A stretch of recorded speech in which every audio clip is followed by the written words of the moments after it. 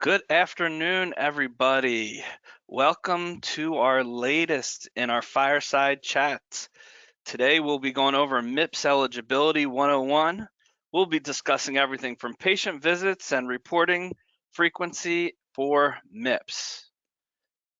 We brought the A-team here today with us. I'm joined today by Chandra Holmes-Simpkins, as well as Kelly Healy, two of our longest tenured people here at HealthMonics, and two of our MIPS experts. The MIPS specialist under my name is a very different meaning than the two of them. So happy to have them join us here today. Pleasure to be here. Thank you. All right, a couple things to go over prior to us getting started. There are handouts on the bottom part of your screen. You can see there are the handouts for a couple slides that we will be presenting on. I think we have 4 or 5 slides that will share information. Otherwise, we'll be listening to our experts discuss some of the best topics here that are top of mind right now for MIPS in 2020 and moving forward. As well as there is a section there for questions. We do have a heavy load of questions already, but if you have questions and you want to post them here, we will try to get to them at the end of the call. Elsewise, we will respond after the webinar to your questions individually. I will be sending everybody a copy of this webinar as well as the slide deck after the presentation today. So if you have to cut out early or if you miss something, you'll be able to get that information later on. All right, so without further ado, I'd like to introduce Kelly Healy and Chandra Holmes-Simpkins, and we're going to get started. All right. So, first question up the bat for Chandra. Oh, I gotta move something out of my way. Hold on. All right. What if it says I am ineligible as an individual, but eligible as a group? Well, thank you. That's a good question. That means that you don't have to report at all, or you can report as a group. So that will be up to you. If you do report as an individual, you will only receive a feedback report.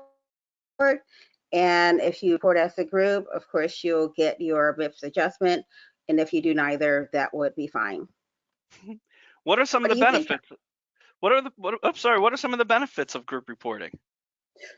Oh, the benefits of group reporting would be that you would get an accumulative of all of the providers that are in your office. So it would just not be dependent on you, it will be dependent on everyone that's in your group. What do you think, Kelly? So I think depending on the size of the group, it can be really beneficial to do the group reporting if you have, just a few individuals who are ineligible for individual reporting, but eligible for group reporting. Sometimes people look at the cost of that and think, oh, maybe I should do individual reporting. So if you're a large group, it's still worth doing group reporting, I think, even because you will have to include those individuals, right? So there's some cost involved, obviously, including those individuals because they still have to be included in the group. But if you're a really small group, sorry, I have some weird noises going on outside, so I apologize for that. But if you are part of a really small group and you have a lot of people who are not eligible as individuals, but eligible as a group, it might be worth it to just do a few individual reporting and, save that money and just report individually. Right. Terrific, thanks. Yeah, that is a question we get often. Well, what happens if I am the only person that's eligible in my group, but there's 5 of us, or half the people aren't eligible, or I have these 2 providers that aren't eligible? Should we report as a group or as an individual? It really is a decision that could be made with the likes of you two over a quick call or someone from the sales team here at HealthMonics. It's so diverse. It really is a conversation that you want to have with someone.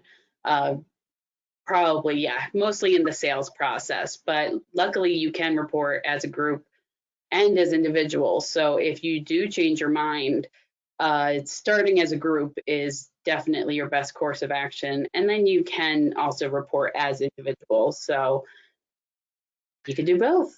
And here's my little sales pitch about Healthmonics. In our system, you can do both, as Kelly said. Not on every system can you report as a group and an individual at the same time. CMS will take your highest score. So that's a great add-on addition to using a registry. All right, next one I'm going to throw right back at Kelly. Is there anything different with requirements if we report as a group? So when reporting as a group, so you select those group measures and well, so your measures for the groups, you might have a whole tin reporting. So when you're reporting as a group, you're reporting for that tin. And in that tin, you might have providers from several different specialties, for example. And what you want to keep in mind is that you report on 70% of your eligible instances for that measure for the tin. So let's say we have, our regular general practitioners, and then we also have anesthesiologists or something like that in that tin billing. You could report an anesthesiology measure and your general practitioners are never billing those anesthesiology CPT codes, even though you are only reporting on those anesthesiologists for that measure, you're still going to be hitting that 70% of your eligible instances just by reporting those few providers in that group. And so that is allowed. So sometimes that can be quite advantageous if those specialists are doing very well on those measures and those measures score quite highly. It really helps out the whole group. Or vice versa, the general practitioners can really carry those specialists who might have really difficult measures and don't score very well or don't have good measures to report on. They help those specialists score well in MIPS by being included in the group and not having to report individually. So it's really beneficial to report as a group, especially if you're multi-specialty. But also you have the providers who do very well, can kind of up the average of the group. So that's something to keep in mind as well. So there's a lot of advantages to group reporting. Great. One thing we don't actually talk about a ton, because a lot of people's concentration is on quality, but there are some advantages to improvement activities for group reporting. Do you mind sharing a little bit about that? Sure. So a change to improvement activities this year, it used to be that just one provider participating in an improvement activity would carry the whole group.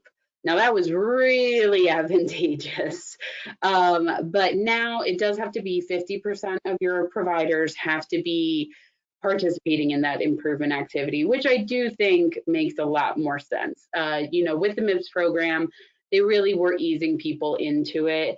So now if at least 50% of your MPIs are participating in that improvement activity, you report on it. So it still doesn't have to be everybody, but it should be the majority of your group. Reporting on that improvement activity, and that improvement activity does only have to be for 90 days of the year. Am I missing anything, Chandra? No, you're fine. It has to be at least 90 days. So it could Mhm. be any 50% for the 90 days. So you are definitely right. It's more of proving that you're doing it and not depending on one person which is fair now versus, Yeah. carrying everyone. Yes. Great. So I don't usually pop into questions from our audience at this time, but there's a great follow-up and just a question to Kelly. When you mentioned 70% of the data completeness, well, can you go a little bit into more of that? I think that's a very confusing thing for our MIPS users as a whole. It is. It is something that comes up and confuses folks a lot, especially when we look at in the MIPS Pro system, we have 2 pages. We have our quality performance page, and that shows you your performance on the measure. So oftentimes people will look at their performance and they'll see, oh, I'm doing like 100%. I have 100% on this measure. And then they're like, but wait, I know there's like this 70% number, and that's your completion, how complete your measure is. So sometimes when you upload your data from your EHR or however you're getting your data from your billing data, sometimes that data is not complete. You're missing the performance for the measure. So you may have a lot of instances that, for example, your documentation of medication, that's every single visit for the year, and you just might have some blanks. We know that this patient had a visit, but we don't know whether or not the medication was listed, so it's blank. So that is what, you had 1,000 visits for the year, and we only know that 500 of them had the medication documented. That's only a 50% completion rate. And we do have a page in our system that shows, we call it the completion threshold page, and that shows where you are, and you have to hit 70% to get the full points for the measure. And CMS it has a lot of rules. So if you're a small practice and you don't hit that completion threshold, you're going to get 3 points for the measure. So you still get some points. If you're a large practice, though, it used to be that you would get 1 point for the measure, but this year they changed it to you get 0 points for the measure. So you have to be hitting that 70% to actually get points for the measure. A lot of measures are worth 10 points, some are worth 7. So you really want to hit that 70%. It's something you have to be watching for. So we really recommend that we recommend putting in 100% of your data, or at least aiming for that. Because if you're aiming for 100%, you're probably going to hit that 70. That's, aim high, and then if you fall a little short, you're gonna make it, because CMS their standards are only going up from here. So as long as you keep aiming for that 100%, it's not going to be as hard as they keep raising that completion threshold. That's my personal. Great. Thanks. And Chandra, following up on that from Kelly, she mentioned large groups and small groups. Can you explain the difference between large and small, and what she means by that 0 points or 3 points? What's a small provider group?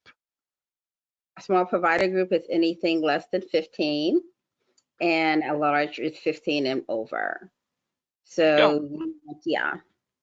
All right, cool. Nope, it's something that a lot of people ask about, because they think their 5 provider group is large, and there's people that think their 100 provider group is small. So, all that perspective. Also realize they're 10, so they may be with us reporting for only 5, but they have to look at the big picture, because we're looking at, they say with us, 5, so they're thinking it's a small group, but CMS looks at the full 10, and they really are a large group. So they have to be cognizant of using their 10 and what their real number is, not the number that they're using in MIPS Pro, because a lot of times that does happen. Cool. Very Thank good you. point. It's how CMS views you, not how we view you. Exactly. All right, Kelly, another one for you. What if I am reporting as a group, and some of the providers are PI exempt, but not all of them?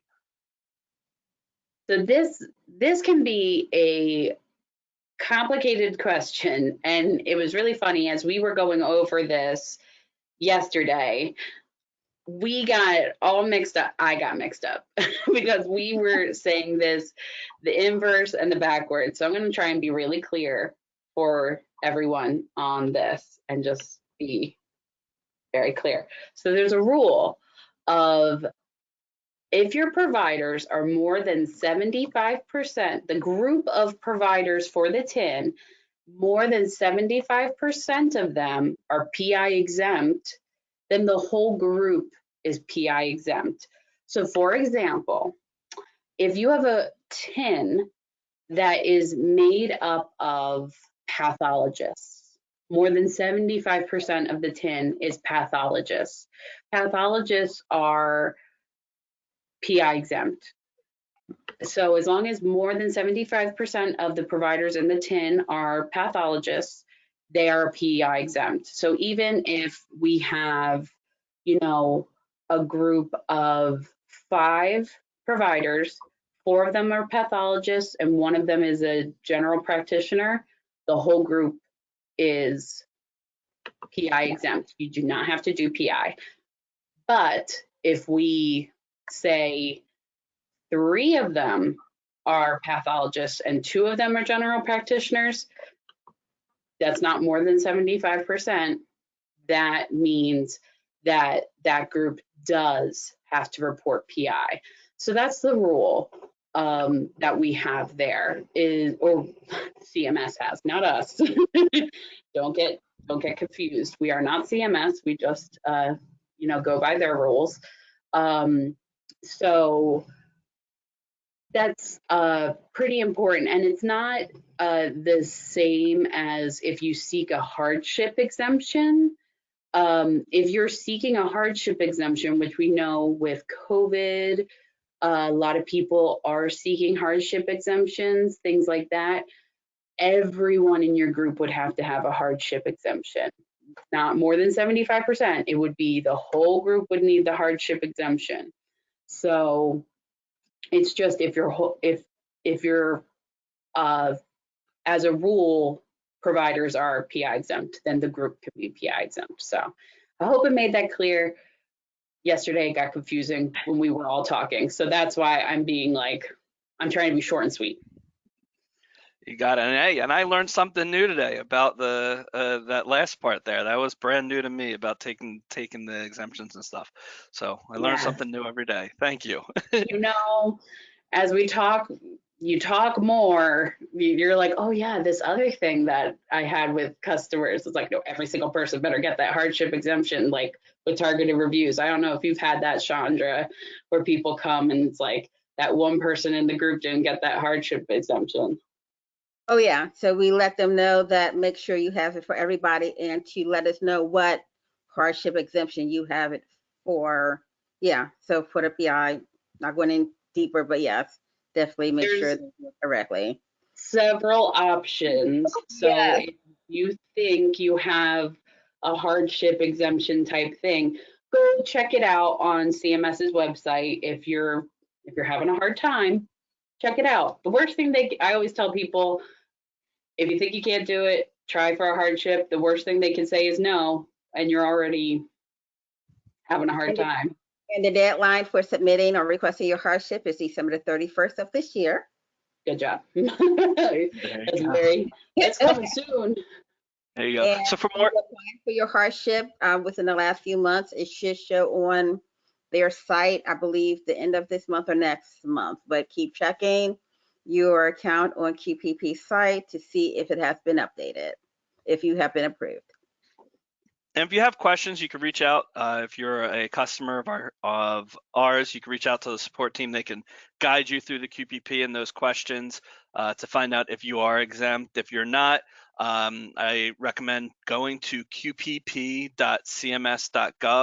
and you can look up what the eligibility requirements are and what specialties are exempt. There are a couple of specialties, as Kelly mentioned, pathologists, but also psychologists, PTOT, those type of, there's a whole list, but there are a couple of non-patient facing or certain physician types that are not eligible for PI. All right, Chandra. Hello. What if my practice isn't listed under QPP? And a little bit in more detail, like what if all of my TINs aren't listed? What are you supposed to do in those scenarios? Well, if your TIN is not listed on their site, I'm going to presume that you may have not registered with QPP with your TIN, or you may not be eligible with QPP to report anything.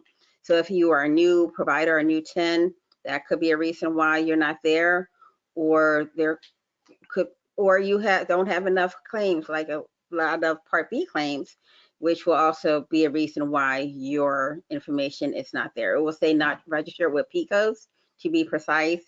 And if you see that there, you are not eligible at this time to submit with QPP. Gotcha. Does that ever change? It depends on the time of year. If you're doing it now, there's 4 snapshots, right, Kelly? Or is it 3? There is 4, and it kind of spans years. It's always in March and September. So it's like 2 a year, but because of the way that the MIPS programming works, it's like the March of this year affects like last year, and then so like March 2021 affects, so it's always rolling. So like we kind of think in 4s. So it's a little confusing. There's definitely a good QPP fact sheet that talks about the snapshots, but even though the that time frame is March and September, it doesn't get released until like 2 months later on the QPP lookup tool. So Right. it's a little confusing. You can kind of look now. I think this month or the next month will be the last time. And if you're not there, you're not there. But basically, It's you're not going to be for 2020. You're not eligible. And so you're in the clear for 2020, which is nice. But if you feel as though that is incorrect and you have been billing Part B to Medicare and somehow it's not there, which has happened, we just recommend you contacting QPP to see exactly why you're not showing there, or you could be with a different kind of platform, but definitely contact QPP or PCOS in regards to your account. Always good to get something in writing if you really feel like you should be reporting and you're not showing up. Get something in writing from them that says you didn't have to report this year, just to have yourself covered. You're not coming up. Get screenshots. Better to email, calling. Yeah, we always email to have stuff in writing. So you just email them and say, hey, I'm not coming up as eligible. I think I should be eligible. And they'll be like, no, you're not eligible. And then you just have that in your back pocket. And make sure you're using your personal individual MPI versus the group MPI. That is definitely, it's always, they go by your MPI, not your group. Great. All right, we're going to share our screen for the first time here, and we're going to go into a question about telehealth. So how is telehealth going to impact my reporting? And what are these modifiers that I keep hearing about when I learn about telehealth? Well, it doesn't really affect your reporting. The telehealth CPT codes has always existed. People are just paying attention to them now because of COVID-19. So basically, they're in the encounter codes. But if you see, like at the bottom, without telehealth modifier, that means that none of the codes above have a telehealth code. There are approximately 35 telehealth measures, and they are on QPP site, but that's exactly how it is. Nothing has changed at all. CMS has not modified anything or changed anything. The codes are there. And again, the modifiers are indicating, if you see the telehealth modifier, that means that none of the codes above are telehealth CPT codes or encounter codes. Gotcha. It's coming up a lot lately. I hear it a lot as we're talking to customers about telehealth, because obviously telehealth is skyrocketed in 2020 for obvious reasons. And you know, CMS said that they were going to come out and make changes, and they never did. However, the final rule should be coming out anytime now for 2021, and the expectation is there will be some changes to a number of these measures next year for 2021 reporting, because of just the sheer amount of people that are now seeing doc providers via telehealth. Right. So look for measures like that, and I even told people that look for quality measures that are telehealth only coming in the future. I don't know if that's going to be 2021, but as this becomes a norm in the society, I would expect that there are measures quality-wise that they're going to try to start keeping track on for telehealth visits. Yeah, I think some people might just switch to telehealth completely, just with the way things are. So, but as long as you see a measure, if it does not have that without telehealth modifier, that Yes. measure is valid with a telehealth modifier. So you're good even if you have a telehealth modifier. And if you upload into MIPS Pro, we'll just automatically make the visit ineligible with a telehealth modifier or eligible. Right. You don't want to use So the modifier. Right. yeah, Because so modifier makes it ineligible. They're not eligible for telehealth measures. It's not a measure eligible for telehealth. And most of them are obvious, right? There's a lot that are pretty obvious when you look at a measure. If you can't do it in person while standing next to someone, you're not going to be able to get credit for telehealth as a telehealth measure. But if it's a question like medication list or so forth, obviously you could do that through a telehealth visit. And that, you know, a lot of times is obvious, but to look deep into the information like we're sharing here can be beneficial for you, especially when you're not seeing the results for some of these measures that you thought you would do. Like measure 110, for instance, is not telehealth eligible, right, this year. And that's an odd one, because why can't you ask someone if they had the flu shot? So it matters for most of them, but there's some for those odd ones. cases, yeah, there are some odd ones. All right. Let's move on to the next one. So another screen share we're going to do here. And reporting frequency. So how does it work if a measure is met once during the year but not on other occasions, Kelly?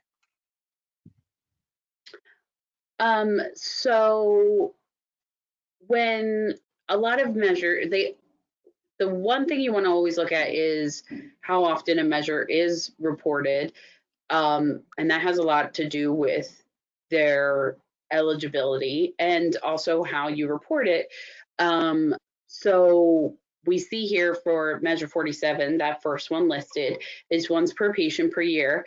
And you can see on the far right, the included instance, which is a met performance, and just one thing is listed.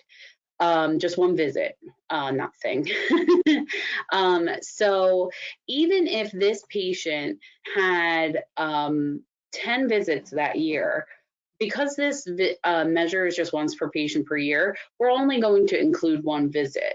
Now, the other measures, you can see for measure 110, that is also once per patient per year, but you can see that we are listing 2 visits.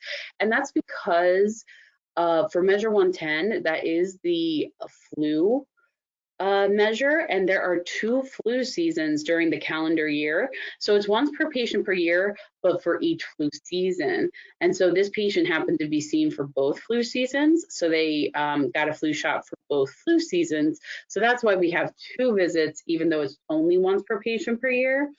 So you can see it gets complicated. Each measure is special, but you know, we're measure experts and we can help you navigate it.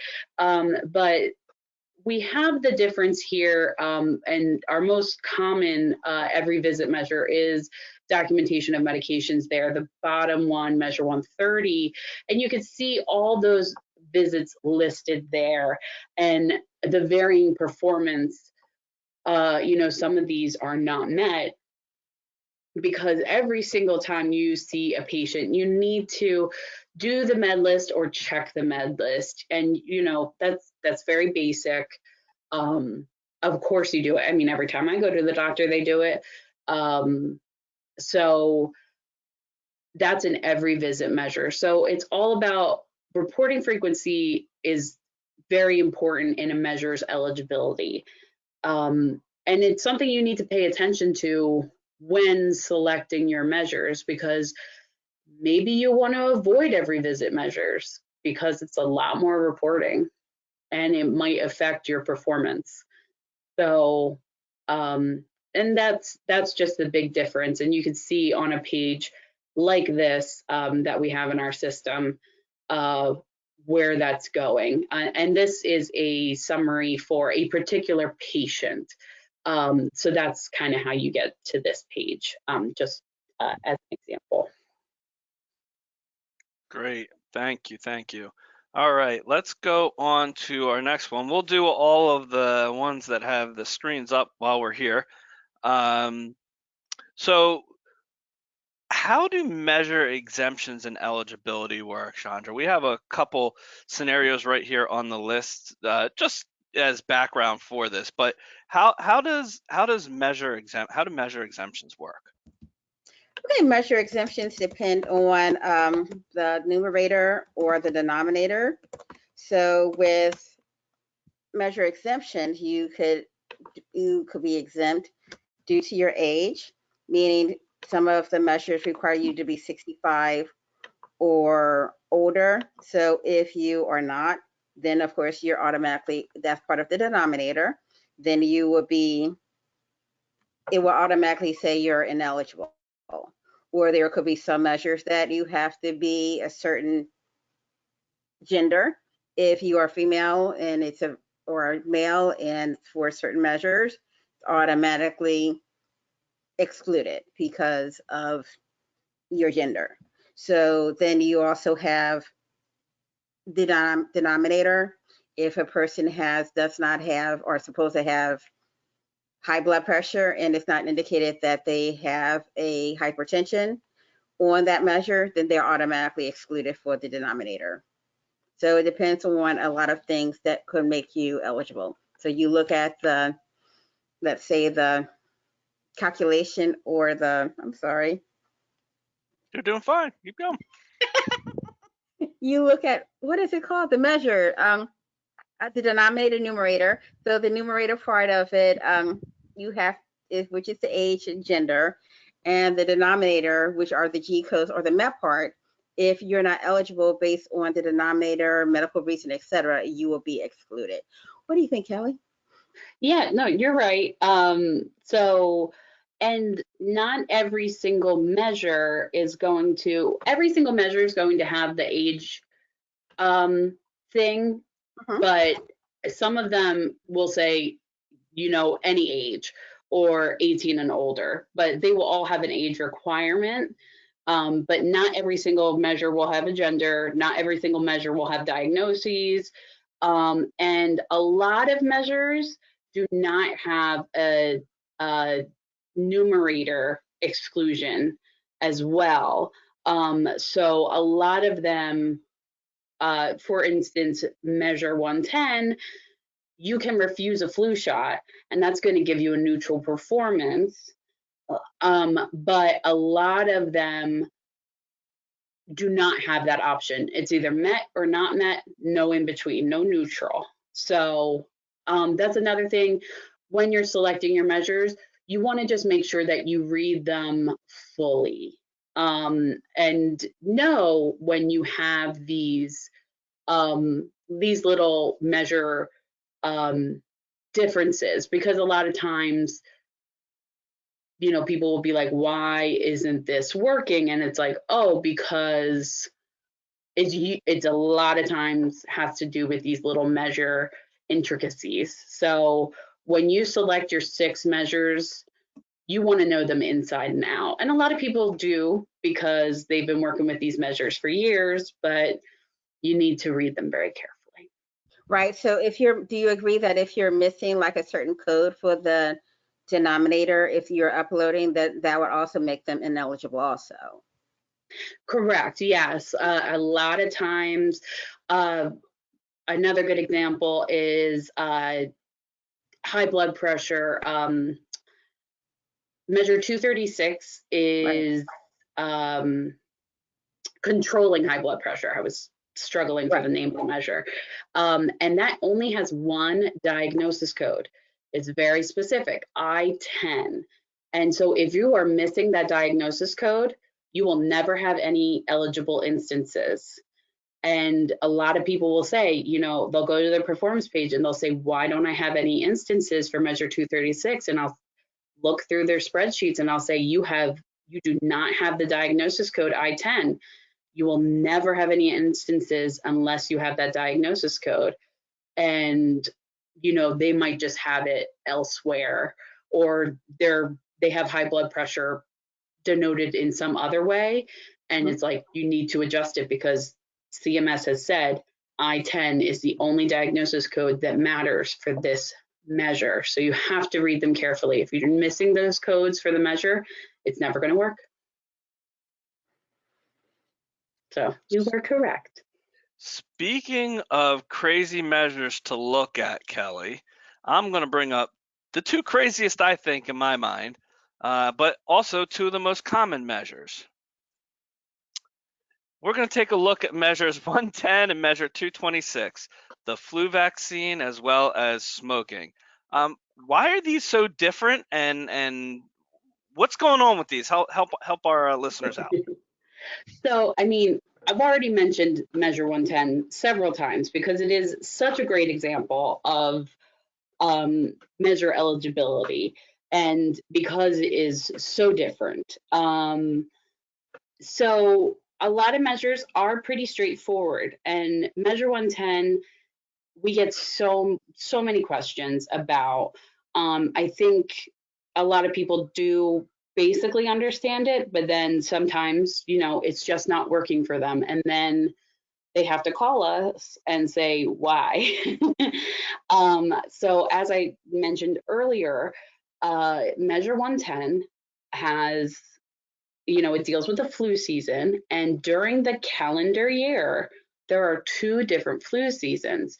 So the way that it's measured is during 6 months of the year, but that's split up. So it's only from January through March and then October through December. So any visits that are not during those 6 months are not eligible for the measure. And that makes things a little difficult for people to understand. And then there's also the added weirdness of you can start getting your flu shot for the October flu season in August. So you can still say that I saw this person in August and they got their flu shot, but you still have to physically see them in October for that to count. So that confuses a lot of folks. There's a lot of caveats, but it's only for dates of service during those 6 months. So that makes this measure very odd. And, you know, the reporting frequency is once per patient per year.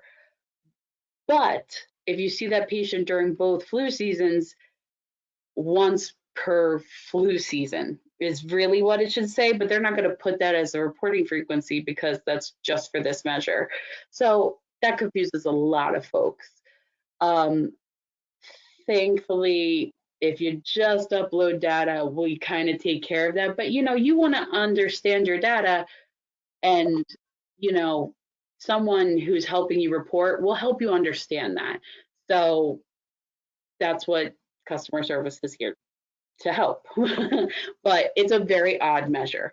The other beast is measure 226, which is screening for tobacco. And you would think that that is a very straightforward measure, but CMS, I think about 2 years ago, made it a multi-strata measure.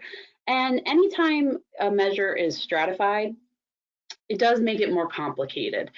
So there's 3 stratas for this measure, and anytime there's stratas for a measure, only really one strata will be counted.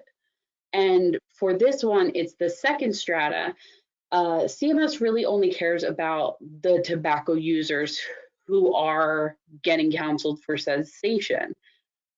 So if you don't have any tobacco users, that's a problem. And what's great about this measure is that there's a look back for 24 months. So you can do screenings, like if you've been with us for years, we'll look back at your data and try and get that information if it's the same patients over and over again. We could pull in data from 24 months ago, but we can't pull in, like, you have to have screened on that day for the second strata. And it's just, this measure, if you're not doing preventative visits, you have to have also seen these patients twice. So that's an added layer. People will say, well, I have this. And I'm like, but this patient doesn't have 2 visits during the year. And that's why they're not eligible. And that's just that extra layer of eligibility that makes this measure very complicated and so hard to diagnose why you don't have any instances. And it's like, we look in it and it's like, oh, this patient doesn't have 2 visits. And that's why they're not showing up on the performance screen. And it is, to put it mildly, a pain. So that's another thing to think about when you are going through and selecting your measures. Sometimes people will avoid measures like these because they're just a pain. They've reported them in the past and they're like, it's too complicated, I want different measures. So that's something to think about. So oddly enough, not oddly enough, I guess, they love what they did with this measure so much that next year they're going to be adding the same strata to measure 431, which is the alcohol counseling measure. So that could be, it's proposed, but they're going in the same direction with that measure as well moving forward for next year.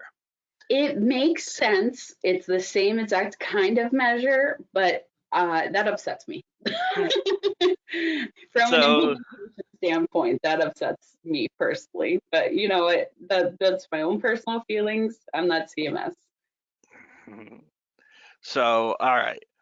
We are going to get off the screens because we're done for the screens for now. But Okay. I wanted to jump right actually to Kelly one more time.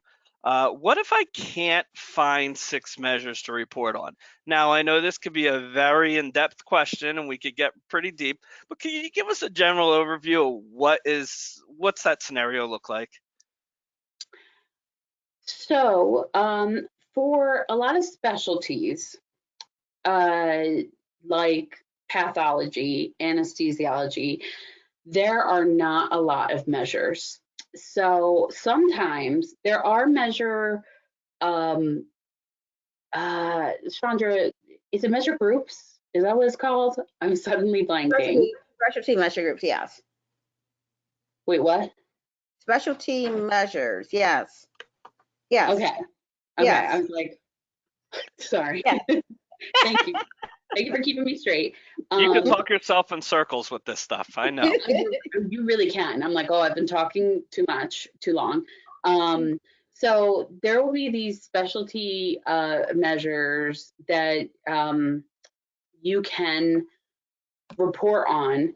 And if you report all of those measures, and I'm specifically thinking of pathology and anesthesiology, but all specialties do have these specialty measures to choose from. But pathology and anesthesiology in particular, the measures that they have to choose from, there are not 6. So that is why I'm specifically thinking of those specialties. If you report everything in that group, you're fine, and you're just reporting that group of measures. But if you cannot report that group of measures, what you are doing is reporting EMMA, and that's the eligible measures applicability. That's what EMMA stands for.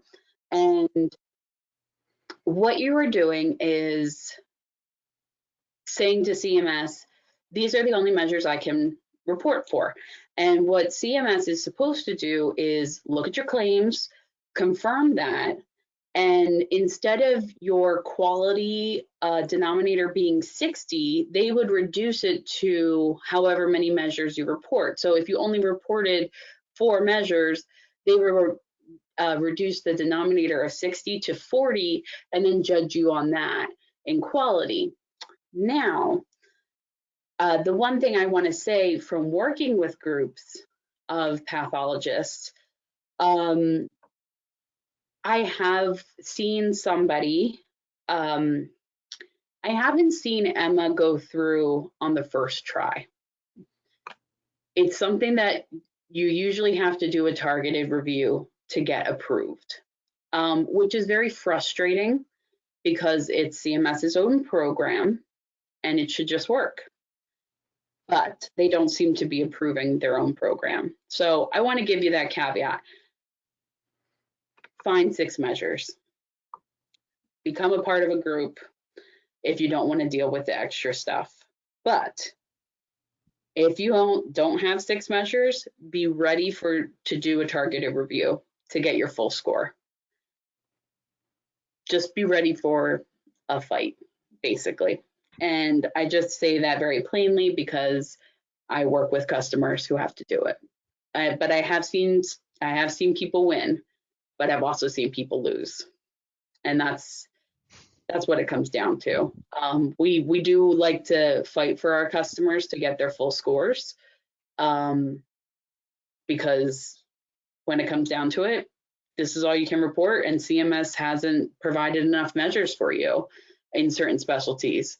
So we want to fight for our clients to be able to get their full scores, but we really do recommend you find 6 measures. That is going to be your best bet. And if you are struggling to find 6 measures, please talk to somebody. That's what you want to, the first thing you want to do not assume, talk to somebody. You have a very good battle speech, Kelly. I like that. You know, lining everybody up with their armor and weapons and going to battle. I appreciate that. All right, we have about 10 minutes. We have about 10 minutes left, and we have a number of questions that came in from the audience, and some which are individual questions about measures or their individual specialty. And I promise I'll get back to everybody afterwards. We do want to get through a couple more of these questions in the meantime. Chandra, now opposite of what Kelly just was talking about, where they don't have 6 measures, what if I have more? What if I want to report 10 measures or 8 measures or 30 measures? Well, don't do 30.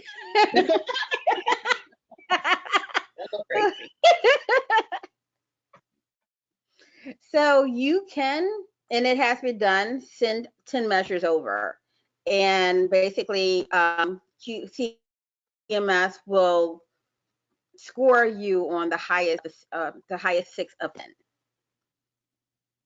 Great. Are there any bonus points or anything for doing extra measures?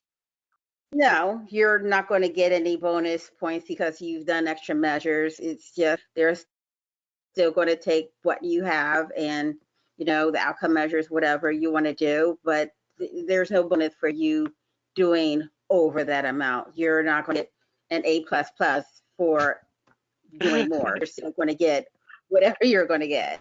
Right. Well, the only bonus parts of the actual, so you're talking about, you know, you're not going to get, you know, 7 more points for the 7th measure because you do well. But if you report extra outcome or extra high priority measures, you do get the bonus. Oh, then yes, you will get bonus points for that.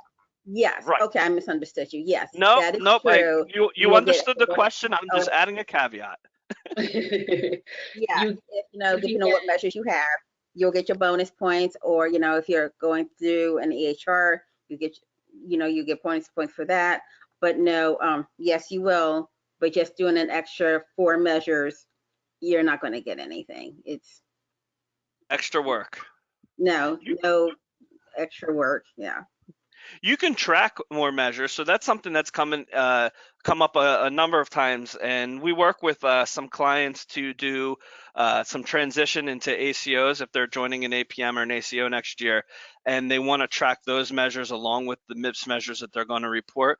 You can track many measures in MIPS Pro, for instance, and take a look at it. You just don't need to report them at the end of the year, but you could track it throughout the year to see how you're doing, especially if you want to use certain measures when talking to some of your commercial payers or Medicare Advantage plans that you're part of.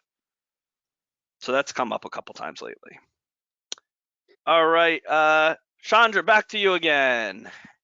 Do we need to report for NPs and PAs if they bill under a doctor? Well, I would recommend that you look at your MPI on QPP site, because even though you think that you're billing under your doctor, QPP may be taking your MPI and applying it towards your own egg or Part B claims. So if you go and you don't find your MPI number in QPP, then it's fine. Just let your provider submit on your behalf, because you're not going to be found. Perfect. Great. All right. That was an easy one. I threw you a softball there, Chandra. All right. And last question for Kelly, and then I'll get ready to sign off for the day. Why do I have measures I know I met, but they just are not showing up as eligible? So, wait, what's that to me? Yes. So so it really depends on how you're uploading your data first. So it could be as easy as something didn't get mapped, or something is just missing. So definitely needs to be investigated. So you could just be missing a code. It could be as simple as that, sort of how we talked about earlier. If you're just missing an eligibility code, and that's, you're missing that diagnosis code, and you have everything else, but you're just missing that one diagnosis code, that could be it. Or more than likely, sort of like what I was talking about earlier with the completion threshold, you're probably missing the numerator code. So you have those eligible instances, but you're just missing the performance. That's usually what we find with folks when they upload their data. They just don't have that performance stuff. And that's usually what people have to work on, getting that performance data. And that's, always why we want people to start reporting early, so they know what's missing, because more than likely something's missing, and we want to get that stuff in there. So that's usually what that's usually about it. But we can always help you investigate. Cool. Thank you so much. All right. So we have had the luxury of having our support team members, Kelly and Chandra, on our call today. This is usually something that you have to pay to get, and we appreciate them coming on and talking to us. If you take a look here, we have our MIPS Pro solution that can help you report for MIPS with our best-in-class US-based support and integration teams. Some who you are listening to now are going to help provide the best quality healthcare to your patients. Okay, so once again, 100% stateside support. We integrate with many EHRs and or paper users. So for those that have smaller practices and still on paper, we can help you report for MIPS. And if you have any questions, feel free to reach out to me. My email is right there on the list. You will also get the follow-up from me later today. So I wanted to thank you very much, Chandra and Kelly, for joining us today. This was a very exciting webinar that went over a lot of information that I know is on people's minds. So thank you, thank you, thank you. Thank you. Thank you. Bye. Have a good day. Bye-bye.